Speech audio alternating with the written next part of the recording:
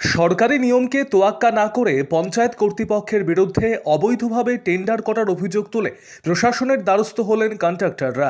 মালদার মানিকচক ব্লকের উত্তর চণ্ডীপুর গ্রাম পঞ্চায়েত কর্তৃপক্ষের বিরুদ্ধে প্রশাসনের কাছে অভিযোগ করেছেন এলাকার বেশ কয়েকজন ঠিকাদার।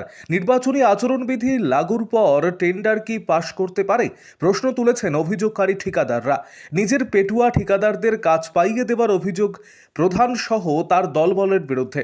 তৃণমূল পরিচালিত উত্তর চণ্ডীপুর গ্রাম পঞ্চায়েতের প্রধান অর্চনা মণ্ডল সরকারি আধিকারিকদের যোগসাজশ নিলে এই টেন্ডার করা হয়েছে বলে অভিযোগ ঠিকাদারদের। তাদের দাবি, চলতি মাসের 12 তারিখ টেন্ডার ওপেন হয়, 14 তারিখ অনলাইনে সেই টেন্ডারের কাগজ দেখতে পাওয়া যায়, কিন্তু 15 তারিখ নির্বাচন ঘোষণা হয়ে যাওয়ার পরও 17 তারিখ পর্যন্ত এই টেন্ডারের অনলাইনে ওপেন রাখা হয়েছিল। নির্বাচন ঘোষণা হয়ে যাওয়ার পর কি করে তারপরে দিনগুলিতে এভাবে টেন্ডার ওপেন করে রাখলো, সেই প্রশ্ন তুলেছেন অভিযোগকারীরা। পাশাপাশি তাদের আরও অভিযোগ, সরকারি নিয়মমাফিক টেন্ডার হলে 7 দিন সময় দেওয়া হয় টেন্ডার জমা দেওয়ার জন্য, কিন্তু এক্ষেত্রে মাত্র কয়েকদিনেই তা বন্ধ করে দেওয়া হয়েছে। প্রায় 70 লক্ষ টাকার এই টেন্ডারের কাজ প্রধান সহ তার দলবল মিলে নিজের পেটুয়া ঠিকাদারদের মধ্যে বন্টন করে দিয়েছে বলে অভিযোগ। তাই এই টেন্ডার বাতিল করা হোক এবং নির্বাচন প্রক্রিয়া সম্পূর্ণ হলে পরবর্তীতে নতুন করে টেন্ডার করা হোক, সেই দাবি তুলেছেন অভিযোগকারী ঠিকাদারেরা। যদিও এদিন এই প্রসঙ্গে পঞ্চায়েতের প্রধান অর্চনা মণ্ডল কিছু বলতে চাননি। এদিকে অভিযোগ দায়ের হতে গোটা বিষয় খতিয়ে দেখছে মানিকচক ব্লক প্রশাসনের কর্তারা।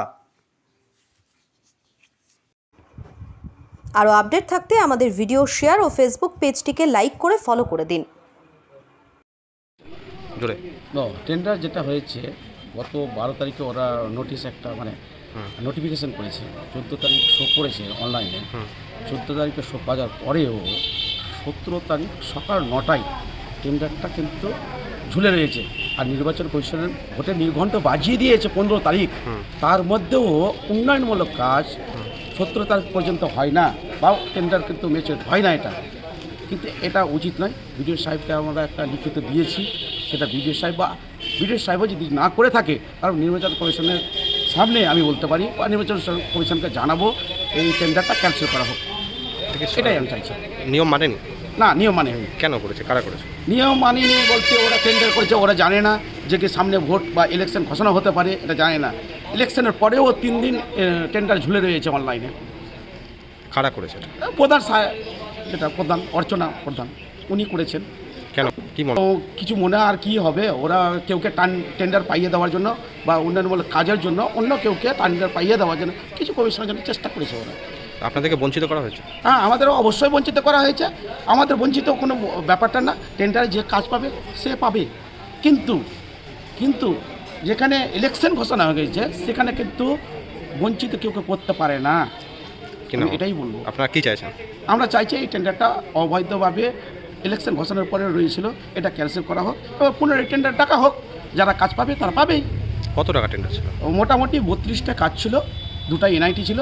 এনআইটি আমার কাছে কপি আছে, আপনি দেখতে পারেন। কত টাকা ছিল টোটাল? মোটামুটি আপনার 32টা কাজে মোটামুটি 80 লাখ টাকা টেন্ডার। কি নাম আপনার? আমার নাম বঙ্কিম মণ্ডল। আমাদের এটা অভিযোগ, আমরা যেটা নোটিশে দেখতে পেলাম 12 তারিখে অনলাইনে একটা টেন্ডার ওপেন করেছে আমাদের উত্তর চণ্ডীপুরের প্রধান, সেটা আমরা 14 তারিখ অনলাইনে দেখতে পাই সকাল 9টায়। দিয়ে সব আধিকারিককে বা প্রধান সাহেবকে, ম্যাডামকে ফোন করি, উনি বলেন আমি এই ব্যাপারে কিছুই জানি না। তো এইটুকু আমরা যতটুকু কন্ট্যাক্টারি করি তার উপর দিয়ে ভরসা করে বলছি যে কোনো আধিকারিক বা কোনো প্রধানের ডিএসসি না লাগালে অনলাইন টেন্ডার ম্যাচুরিটি হয় না বা এই অনলাইন টেন্ডার শো হয় না। এবং সমস্ত আধিকারিককে ফোন করেছি, 2 জন আধিকারিক ফোন ধরেনি, ম্যাডাম ফোন ধরেছিল আমাদের উত্তর চণ্ডীপুরের প্রধান। উনি ফোন ধরে বলছে এই ব্যাপারে আমি কিছুই জানি না। আমি ম্যাডামকে বলেছিলাম যে ম্যাডাম আপনি সই করেছেন, আপনার টেন্ডার নোটিশে আপনার সই আছে, আর আপনি জানেন না, এটা ঠিক না, এটা আমি তদন্ত করে দেখছি। তার মধ্যে কিছু স্বজন লোক আছে, তারা টেন্ডার অলরেডি ড্রপিং করেছে কিনা জানি না, কিন্তু টেন্ডার যা শোনা যাচ্ছে লোক মুখে, ওনারা টেন্ডার ড্রপিং করেছে। এবং আধিকারিকের কিছু খাস লোক ইয়া প্রধানের কিছু খাস লোক ড্রপিং করেছে। আমি চাইছি উত্তর চণ্ডীপুরে এই টেন্ডারটা যেন ক্যান্সেল করা হোক। কি নিয়মটা কি ভেঙেছে? নিয়মটা ভেঙেছে যে কোনো দিনে একটা টেন্ডার ম্যাচিউর করতে হলে মিনিমাম 7 দিন সময় লাগে।